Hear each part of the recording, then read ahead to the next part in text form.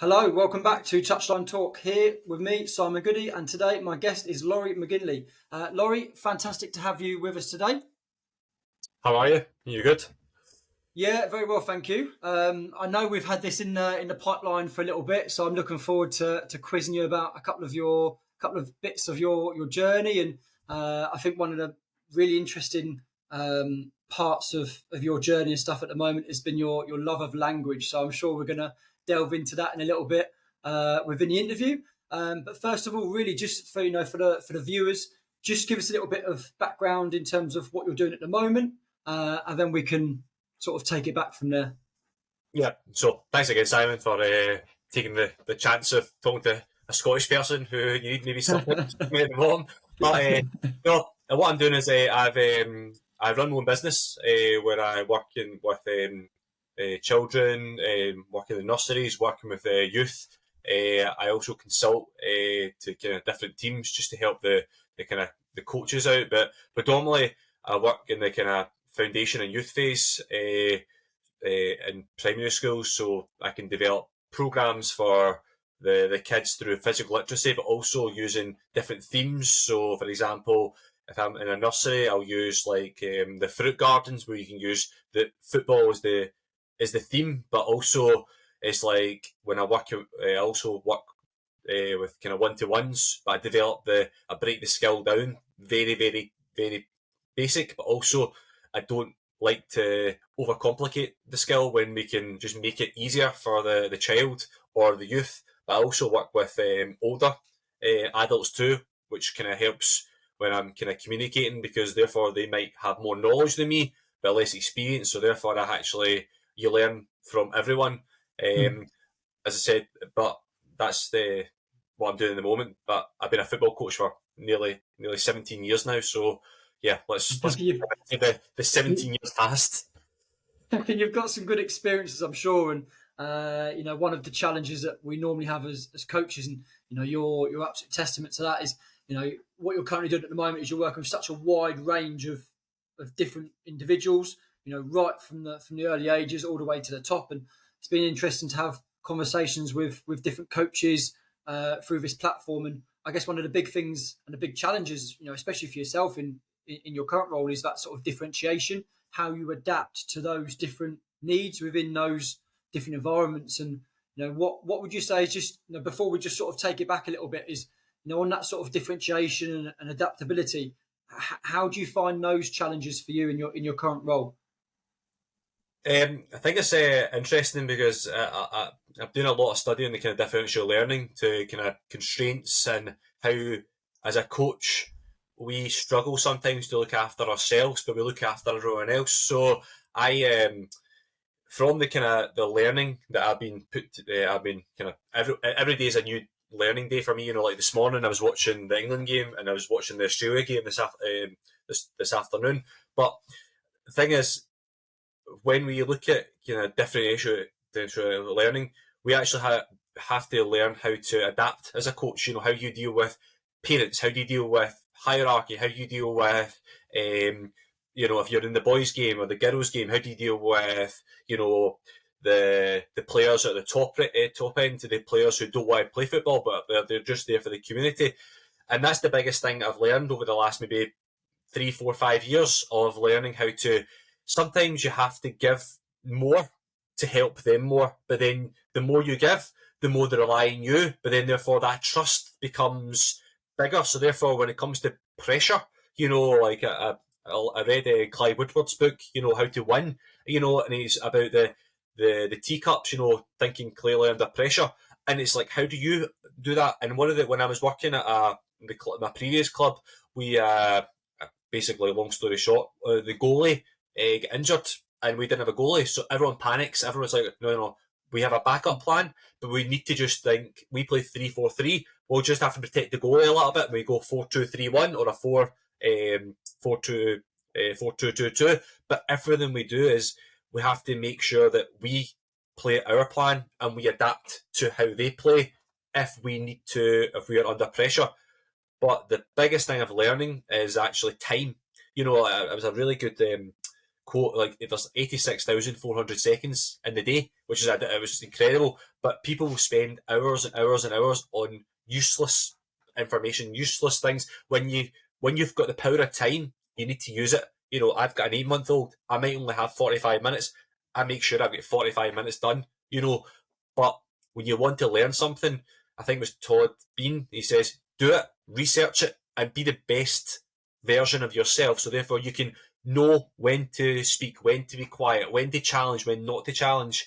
And just the final point, I was speaking to a manager last week or a couple of weeks ago, and they said, if you want to be a head coach, you need to learn how to deal with the sporting director, the head of commercial, the media person, the fitness, the head of fitness, the nutrition, the person who's the academy manager, the under-12s coach, the under-15s coach, because therefore they're the ones who are going to challenge you, but you can challenge them. But if you know 10% of something and 15% of something else, then therefore you can ask the questions, but then therefore you can delegate information to different people, but therefore you have to be the person who knows a lot, but you also need to be the person who knows nothing in the room and learn. And then that's the biggest thing, is when you go to conferences or events, you need to just have to have that open mind of, I'm not here to show how knowledgeable I am. I'm here to know, how do I get to that next level? And there could be you could be in the ring, number 5 in the ladder, where you actually, number 5 to 6 is actually huge, or it could be little. But again, it's all about going out your comfort zone, having that mindset, but also taking care of yourself first. Make sure you're fresh. Don't burn yourself out, because I've learned that the hard way. If you burn yourself out, the only person it affects is yourself and the people around you, and then therefore you don't get the 100% energy that people associate with. It's actually negative, which turns into toxic, which potentially could, lose you a game or lose you a player. Yeah, no, it's interesting. And obviously, when we talk about that sort of adaptability and differentiation, and I guess, as you say in there, some really good points in there. You come back to that sort of mindset and wanting to learn, and having the experiences from different people, as you're saying there, and in terms of being able to go into a room and be willing to listen, take on board information, question things, and listen to the responses, and then ultimately every individual is different, every coach is different, and you take out your bits that you like, or you try things within your journey and within your sessions, within your day. And I think one of the key things that you spoke about, and that we generally speak about in coaching, is that reflective approach that we need to have, and the time that you dedicate to trying to improve, which again echoes sort of the things that you were saying, Laurie. Yeah. I just wanted to try and take it back a little bit, because I think some of those things are really good, and just want to learn a little bit more about sort of how you got to where you are now, and what were some of your first experiences within coaching, and where did your sort of pathway go through and lead to? Yeah, so I've loved football from a young age. I played it, grassroots.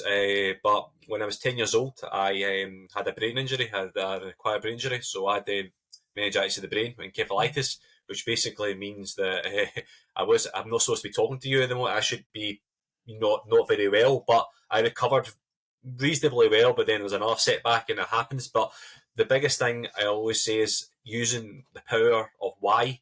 Simon Sinek, there's always a trauma, but what's your why? And my why is always to be a better person. So therefore, if I can help other people who are less fortunate than me, then I can develop them. But I love football, but then I loved competing against people. But then I actually started to notice I was actually good at sprinting. I was actually a really good runner, and I loved running. It helped me out, and it actually helped me recover more through the mental side when I had my head injury. Won a lot of competitions, done really well. But then I got a letter through from the SFA, and there was a disability group, and it was a CP football, and it was through CBIT, the Child Brain Injury Trust. They recommended I reach out. Long story short, I spoke to the development officer, and they said, "You want to come to a training session?" And I thought, okay. And I was actually surprised how good the standard was. And I thought, all right, of course, you don't want to show off, but you get told to show off a little bit to show how good you are. Beat a couple of players, and then the following week I went to a residential, and 2 weeks after that I was in making a a debut for Scotland against Finland. It was your minus 20 degrees in the Olympic Stadium. But the one thing I enjoyed was the competitiveness of it, and I loved how you had to train as an athlete. It doesn't matter if you are at this level, this or less. So I always was in the gym. You had a program, you had to deal with it. You had to make sure your weight was right, your conditioning was right, your eating was right, your playing, and I loved it. But that was because I was regimented. That's the one thing in my brain. I need to have it periodised. So therefore, I have this done, this done, this done, and I hate. I've got a to-do list, or as Gerard Jones, when I spoke to him, it's a to-day list. I'm going to do today. But I loved playing, but then I started to realise I'm actually quite good at coaching. So maybe with 15, 16, I coached the school, the primary schools, the kind of grassroots, and then you know as well as I do, Simon, every coach starts working with younger ones, and it either breaks you or makes you. But I actually really liked working with the younger ones, because you get to have that themes. You get to make hundreds of mistakes. Like put the wrong cones out, you've said the wrong name, you've done that. But I got entrusted, and hours and hours and hours, working with different councils. But then I started thought, I'm going to try go for a team, and I was an assistant coach at Glasgow City, and that was the kind of the under 15s. But I get trusted to do a lot more sessions because of I just completed my C licence, and I thought, I'm going to ask a question here. And I enjoyed the girls' game, but I wasn't really sure what to do in it. But the good thing is my manager, who was really helpful, helped me become a better coach. Through that, he left, and I became the head coach. And then through that, I learned how to adapt, how to deal with different situations, how to deal with parents, how to deal with coaching, how you watch a game from a point of view from a coach to an analyst to a head of like a scout. And then continued it, and then I always put myself forward for jobs, and probably didn't get 95% of them. But there's always a way of, if you don't ask, you don't get. If you don't go forward, you don't get. But the advice I was always given was, if you don't put your name forward, they don't know who you are. But if you put your name forward and you get rejected, they know that you're there. So therefore, they might have a backup plan. And from that, I worked in community development, head of girls. And club development, head coach. But the 32, I thought, see, when you've got a 5-year plan, 5 years, obviously the pandemic hit, and it hit a lot of people, hit everyone hard. But instead of I didn't have a job, but then I got a job as a delivery driver, and I enjoyed it because every morning there was a new podcast on, so I was learning how to drive a van. Also, 3 or 4 podcasts, but also the art of hard work, because it was hard work. You're delivering the 3 flights of stairs, you're driving, you need to be there at 6 o'clock in the morning, you're working, then you're coaching, because that's when you could start to coach a little bit more. But I always went to events. I went to London, I was in Eindhoven, I went to America for 6 months.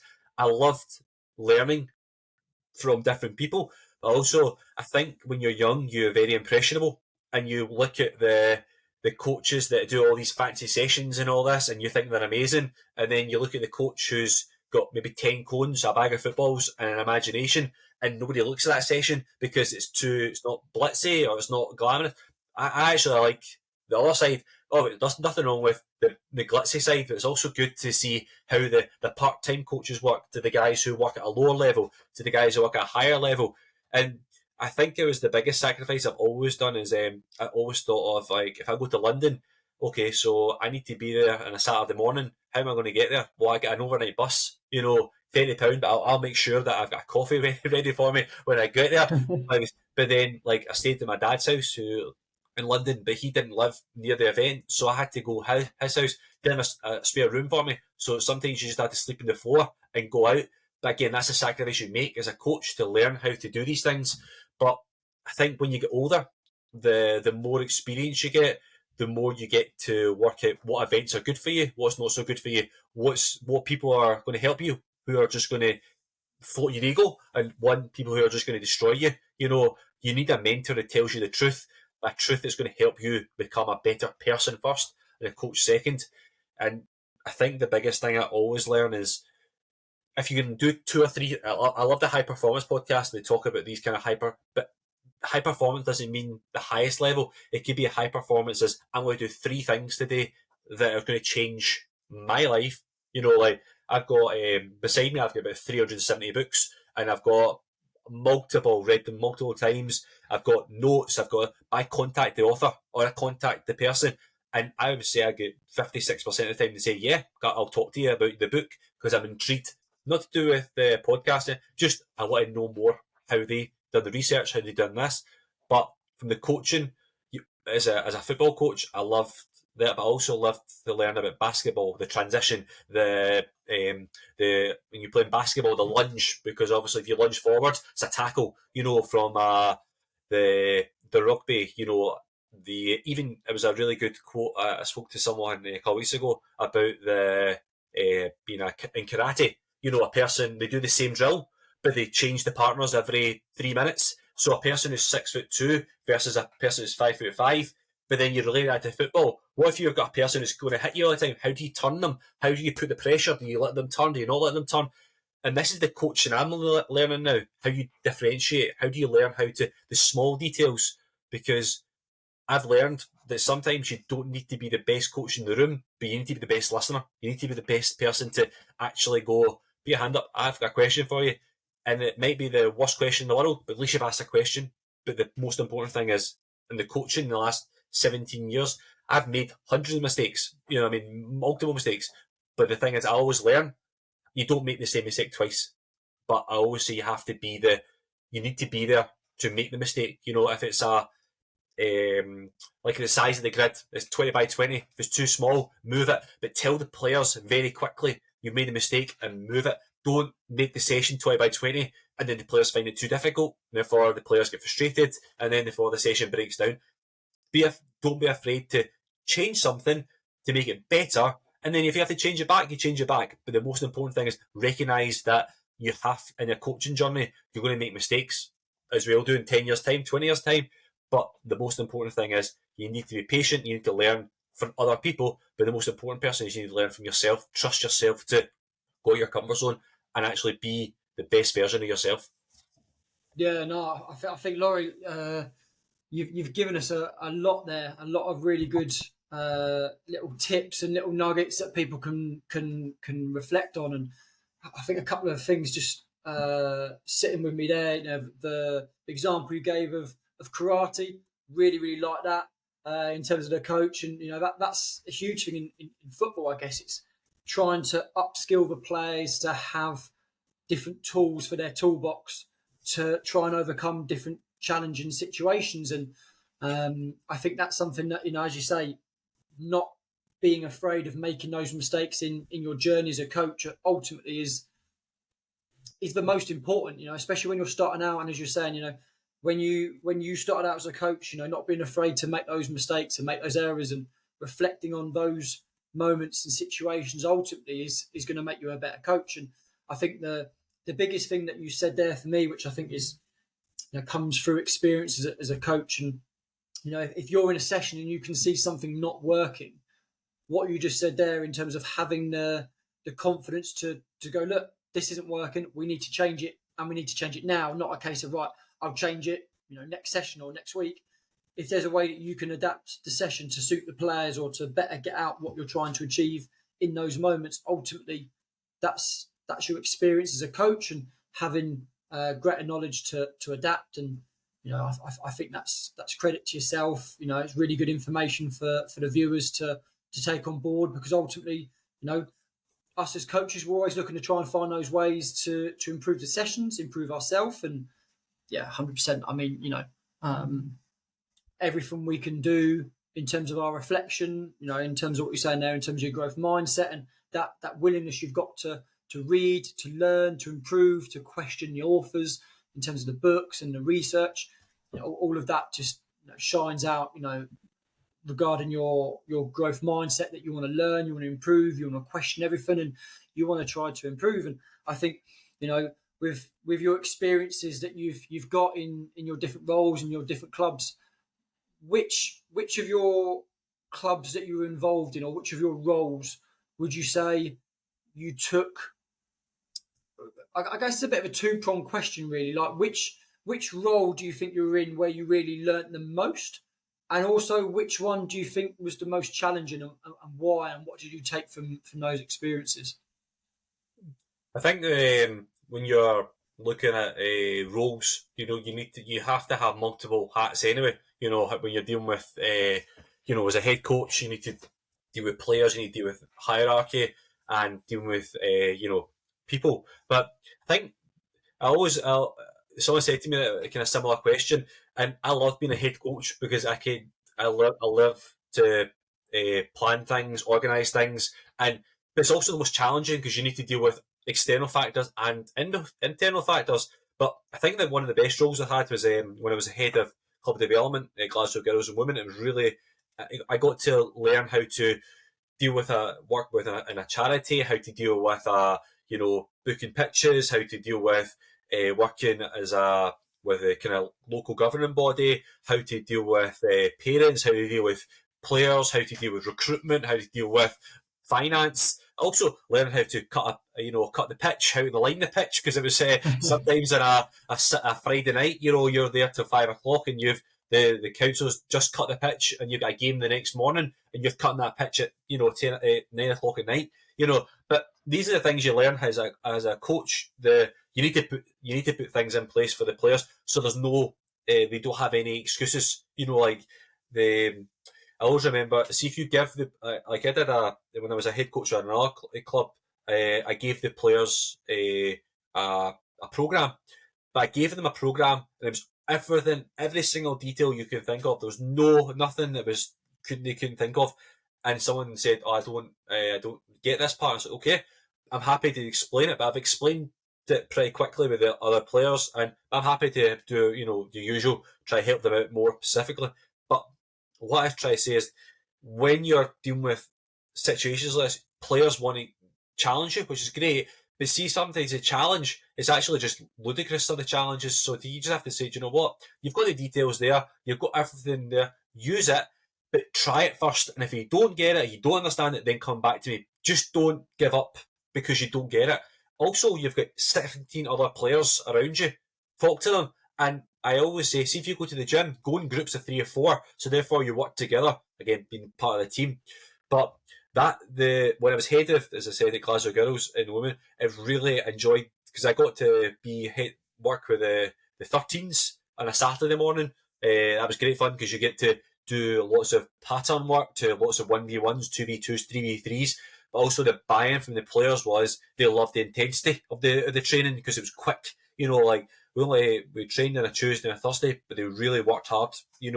But they loved to compete against the best teams. So we played in the second half of the season, like the top league, and we won. But the reason why we won is because we played so well. But the girls listened, but also the parents were very helpful towards me and towards the players. But I always say to the players, you wouldn't get here if your parents didn't give you a lift or that. So you need to thank them first and then use that as but give them something to help. But I always say to parents, you guys have to be involved or not involved. But when you're not involved, you need to be backing what I'm saying, because mixed messages for 12, 13, 14-year-olds is really difficult as a coach when a parent's saying, go and take that player on, and then it's the wrong option and they lose it and then there's a goal conceded, but the coach gets the blame for that. You have to say to the parents sometimes it's all about encouragement, but also encourage them to do something that you're working on. But the most challenging part was working at the 23s level, because I've never actually worked at the adult level to an extent before. Worked in 19s levels and I worked at the 80. But when you're working with players who are in work, to 5 o'clock, 6 o'clock, you have to train really hard. And also you don't know any of the players because you're not really part of that academy. You're not part of the youth. That's the senior. So I was like, well, I didn't know half the players' names at my first game. I spoke to my assistant and said, what do we play here? You know what I mean?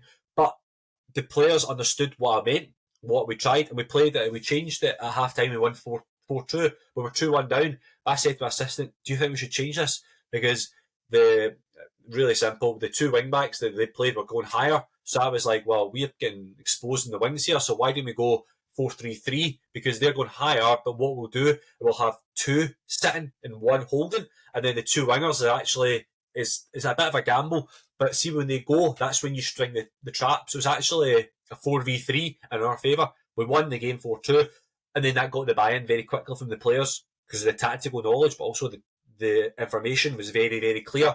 But as that was challenging because I don't know the players. And then I think we went 20 games unbeaten, really, really incredible stuff. And then we kind of lost the league in the last kind of couple of games. But again, that was more to do with the final part of the league, and these things happen. But the most important thing as a challenge is working as a head coach, but it's also the best part. And then working with the 18s or the 20s or the first team, was it Airdrie? I loved that because I was a head coach, but I was also had a manager who was 30 years older than me, which really helped because he was quite old school. He did a lot of the kind of old school like fitness work. I did a lot of the kind of technical work, but they loved the technical work more and the tactical. But the good thing is he did the fitness work with them too, with the ball, without the ball. So therefore I can rely on him to talk to the players more because he was like a grandfather or a father figure to them. I was more of a coach.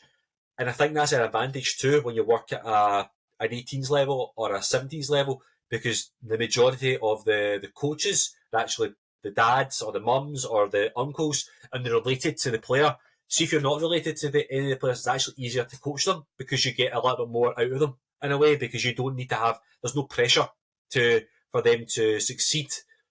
So see, when it came to this kind of situation, you have to be obviously objective to what they want, but also you need to learn that sometimes you might upset someone's son or might upset someone's daughter, but that's football sometimes. But you have to be talking to the assistant about things, learning from them. How does this team work?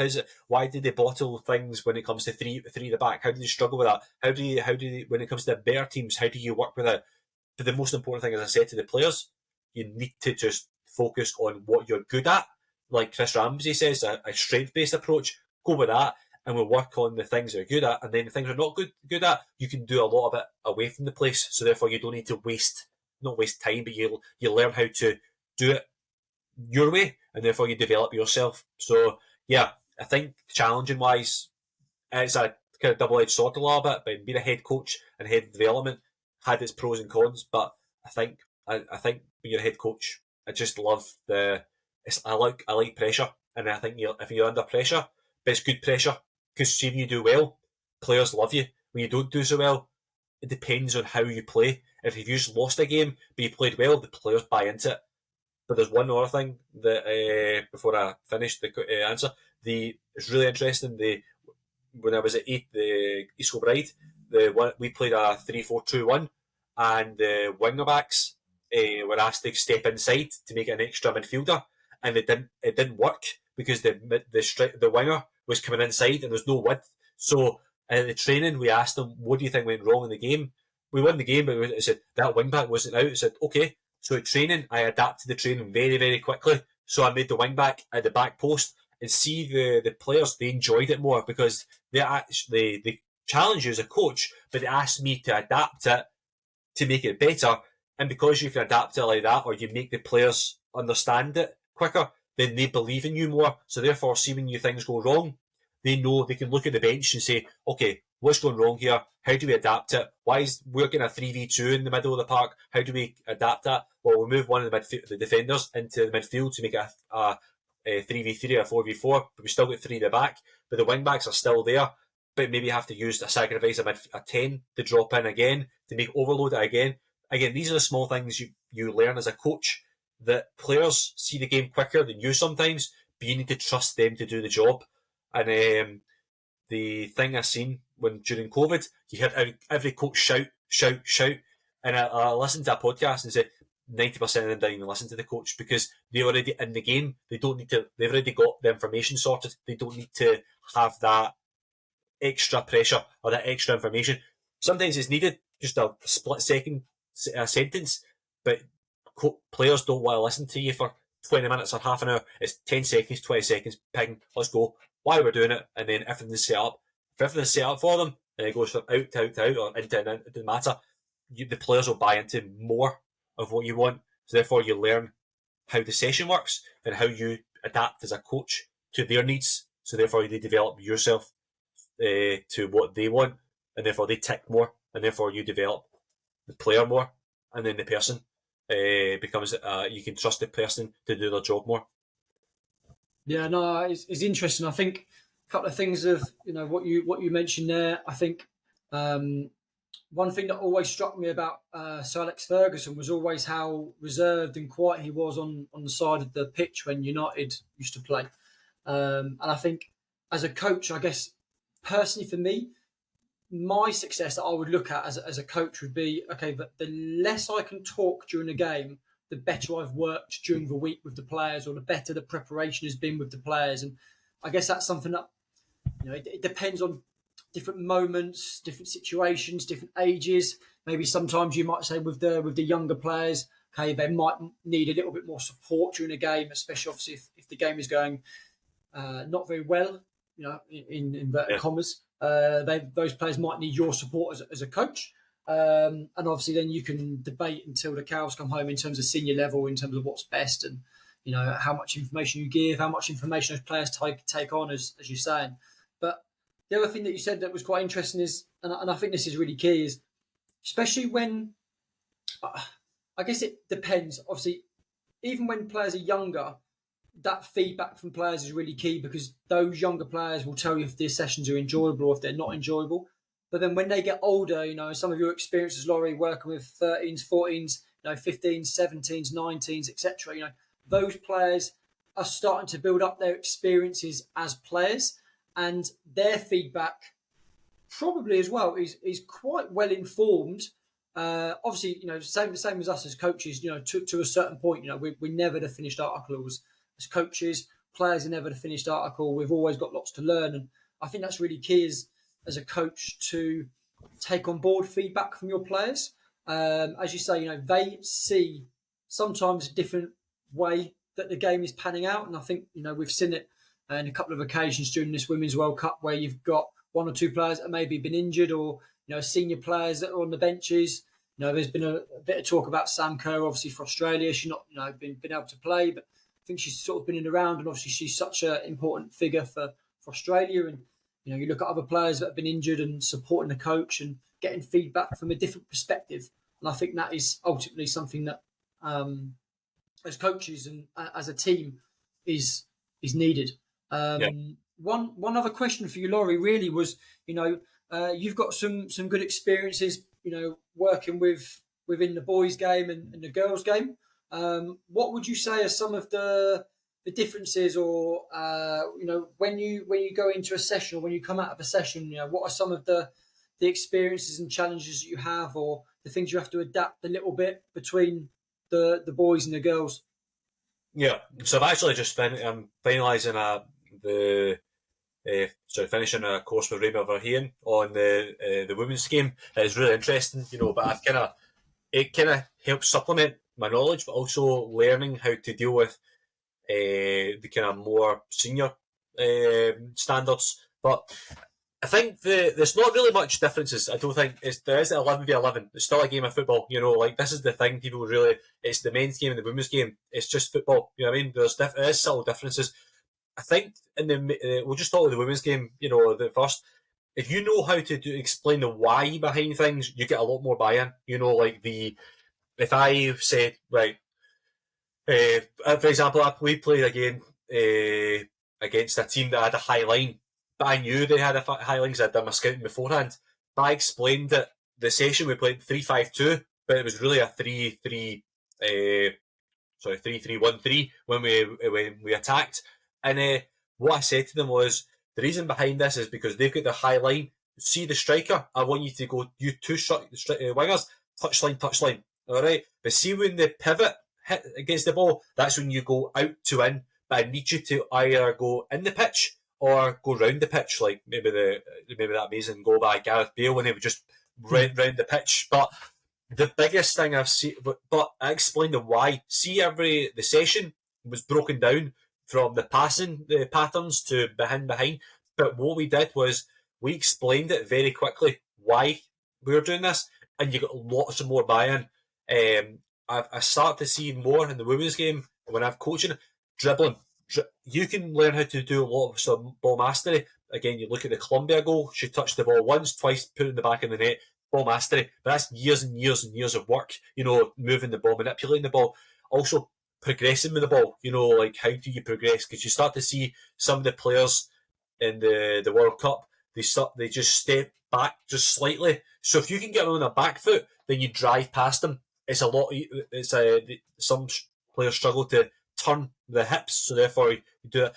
But session wise, you should be up to 10 years old. Should be a very similar session. TIG, lots of invasion games, lots of ball mastery, not 1v1s, 2v2s, 3v3s, but then the game, this is where you start to go a lot bit. When it comes to the boys' game, you don't need to explain the why too much. You need to increase the intensity more.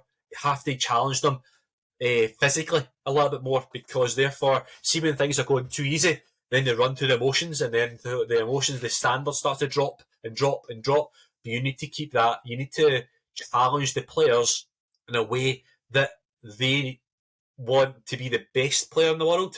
But again, similar to the girls' game, but the boys' game, you need to have everything ready, go, go, go. Everything has to be a little bit quicker, because they want to win. And a win, it's like, the win is not the being on the pitch, it's the results sometimes. But in the girls' game, a win sometimes is actually the tackle. You know what I mean? I seen one of the Australia players tackled one of the Danish players, and I think it was Caitlin Ford, and the manager just going brilliant. Every single one of them celebrating. That's a win. Men, it's not as much. You see the results, but session wise, everything seems to be similar. But it depends, and again, where you are on if you're part-time players, or full-time players, or recreational or amateur. It really doesn't matter. The most important thing is the session has to be. You have to have, in the women's game, a very good warm-up activation. So therefore, you have the less injury. You know what I mean? Because we see a lot more research through the kind of menstrual cycle, through to activation, to learning, but also competitive. Like in the boys' game, I do an activation, then it's competitive warm-up, like 1v1s, 2v2s, but it's all fast, fast, fast. But it gets them excited. In the girls' game, you want to get them moving the ball, lots of kind of ball speed, you know what I mean? But as you're older, the further you go up, the more you can challenge them, like through analysis, through individual training. But as I said, there's not a lot of differences, but you need to learn how to keep your emotions in check. In both, you have to be intelligent in both, but I think you have to be a bit more emotional intelligent in the women's game, because you need to learn how they react to maybe a situation. But again, in the boys' game, you have to ask how are you, how's things. And you need to know how the players react. They need a shout, they need a wee pat in the back.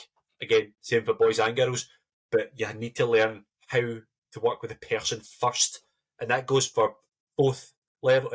Doesn't matter the boys' game or the girls' game. You need to learn how that person ticks. They might have worked 9 to 5 in a high pressure job. They don't need someone shouting at them. It's 6 o'clock. Come on, get it sorted. They might need just a little bit of help. But I was listening to a podcast in the football fitness one, and they talked about some people miss training on like a Friday night because they're working till 7 o'clock. That's fine, but they will go out and do their run, or they'll do their gym work. But you need to trust the players. If you don't trust players or don't trust it, they will not work for you. But you need to trust the players. Also, you need to trust the staff around you to delegate the information. So therefore, if you're in the boys' game, girls' game, you need to have. I think you need, in the women's game, you need a bit more. You need more female coaches to relate. Also, challenge you as a coach. And also I think in the men's game, you need to put female coaches in there too, because they might give you a different perspective of working with players, because some of them are mothers, some of them are sisters, some of them are aunties, but they might be able to help that player with a bit more intelligence with the emotion side.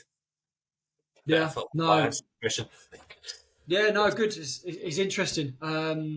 Just next one for me really is, I'm just looking for obviously your CV and looking for all of the qualifications and educational courses that you've done, and there is a hugely long list. It's quite apparent that you as you mentioned before, you've got just under 400 books, and the amount of courses and qualifications that you've done. Just wanted to try and just pick your brains a little bit, and if you could give me just sort of two. So out of all of the courses that you've done, what would probably be, if you were to recommend a course for coaches and you could only pick one, which coaching course or qualification, maybe not qualification, because that's, most people would go B license, A license, etc. But which sort of educational course have you been on that you would say that has had the most value for me as a coach, and I would recommend for coaches out there? And then the second part would be for books. Which book have you got that you've read that you would say has been the absolute best book that you've got, that you've read, that you would recommend for coaches out there? We'll do two parts to two, if that kind of makes sense. So Yeah. I've got courses wise. There's it depends on what you want to do. All right. So right now I'm working. I'm studying the women's game, so I'm doing Raymond Verheijen's course. It's really interesting, really in detail. I love that. But see, I loved the Inspire courses, because you got to meet people, you got to challenge people. But there was a I went to the Celtic. I'm not a Celtic or Rangers fan. I'm a Chelsea fan for my sins. But what I really loved was I went to the Celtic FC convention, and it was 2 days. And we watched the Celtic train. It was under Ange Postecoglou, and see the detail of the session. It was unbelievable. All right, but then we had a Q&A with them, and it was just like ask questions on, really detailed question, give a really detailed answer. But the thing about it was you get to network with people. But I learned how see the level, the highest level. Oh man, that was incredible going to that. But then the other side is I went to Eindhoven, and I love to travel. I'm hopefully going to go away soon again. But I went to Eindhoven, and ironically it was from a book, the European game by Dan Kielsend, and I emailed him, just through. I said, "Do you have any contacts through the book?" And he says, "Yeah, I've got these people." I emailed maybe with 30 people in that book. I get 3 responses, and one of them was from PSV, and they said, "Hi Laurie, we're doing an interest day or an open day. Would you like to come along?" I'm like, "Oh, absolutely." So I must have booked my flight about an hour later and my accommodation. But the most important, but then they emailed me a week later and said, "Sorry, there's been a change of plan. It's been cancelled." And I said, "Well, unfortunately, I've booked my ticket and my accommodation." I don't panic these things, because I know, well, I'll just have a holiday or bring my wife with me or something. I'll do something. But they said, no. What we're going to do is we're going to give you a 1-to-1 for these. So I was there. I'd done the stadium tour. I'd done I was there at 2:00. I actually managed to catch some of the first team training. Totally by accident. All right, it was I went to the wrong venue. So there was 2 venues. And there was one that was closer, and I was like, I think I'm in the wrong place, but I think I'll keep my mouth shut for 10 minutes here to show it. It was obviously open training. It was fine. So it was everything was done. But the biggest thing I seen was they told me about. They talked about everything, the detail, the information. Then I got to watch the 23s play, and it was eye-opening how incredible the knowledge they have. But see, when you do reflections, I was reflecting. I had to get a later flight the next day. I spent an hour. I actually, I sent an email to every single person in that list, thanking them for their time, because you need to just being gracious. They may not reply, but you've done something. But the biggest thing I see was educate. I said, how far am I away from this? You know what I mean? Then I started looking at courses. You've got we've got like the sport director's course on Focus. That was really interesting, because it gives you an idea of another part of the game. But my advice is always, if you want to be a head coach, you need to actually figure out what you're good at, what you're not so good at, like analysis, but learn to go in different courses and upskill yourself. But the most important thing is getting to networking events, speaking to different people, and learning that you might not be the best in the room, but you have to. I think it was Pep Guardiola said, if you don't know the answer, you better know the answer, because the players will challenge you. But be an imposter syndrome. Learn how to, be the best person in the room. And that books wise, I'm just looking at my books here. There's hundreds, but there was a really good one. I love Quiet Leadership by Carlo Ancelotti. That's really interesting. But the most important, I think the biggest thing I've seen was it's a lot of mindset books, but I love the this is one here, and this is one from Simon Cooper, and it's Barca, and I know it's about Cruyff, and I love Cruyff. As much as I love the white Real Madrid top, and I love the classic. You know, I would love to hopefully work there one day. But I love the Cruyffism, but it's the Barca, the Spanish way, the learn. You don't know, no beeps are given, from Cruyff to the Michels, all this. You learn these things, but there was the Pep Linders took intensity. I love that because the detail, and I know Liverpool had it was a bit of a weird timing to put it out when they had not the best of seasons, you know what I mean? But these are the books that I always was given a bit of advice. Buy 2 books a month. Buy one, it's football or something, and one completely not to do with football. Like I've got The Tipping Point by Malcolm Gladwell, there was a Sheryl Sandberg, Lean In, but that's really good for like working in the women's game, so you learn how to deal with female business. But I always say, go to the charity shops. You never know. It's like there could be any books that are really. And it sounds like I've got maybe 10 books from the charity shop, and it wouldn't cost a lot. But the good thing is, people don't know how good some of these books are. But you need to spend a little bit more money, but also invest time in yourself. Like go to the library, go to these things.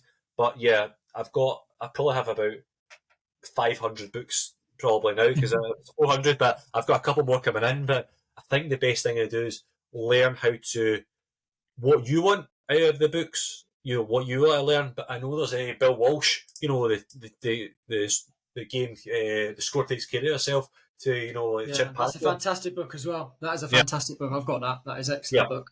But yeah, these are the things. You have to just look at what you want to do and what you want to learn. And if you want to learn about tactical periodization, you've got Harriet Tamarit, then you've got Raymond Verheyen, different periodization to the guys at Bayern Munich. You need to learn. If you want to do something, invest time in it, invest money, but also don't spend an hour on YouTube, looking at something that's not really interesting. Then you could actually spend an hour learning. You don't need to have an hour. You go 25 minutes, 5-minute break, and then 25 minutes. So I think you need to just learn how to just work on a way to develop yourself. But have a quiet room, do something, and make sure that you use the best of your ability, because people have struggled with concentration. But I think the best thing is spend an hour of something, but make sure you get the hour done, and therefore you've done a task for the day. I think it was before. I think it was actually a really good one.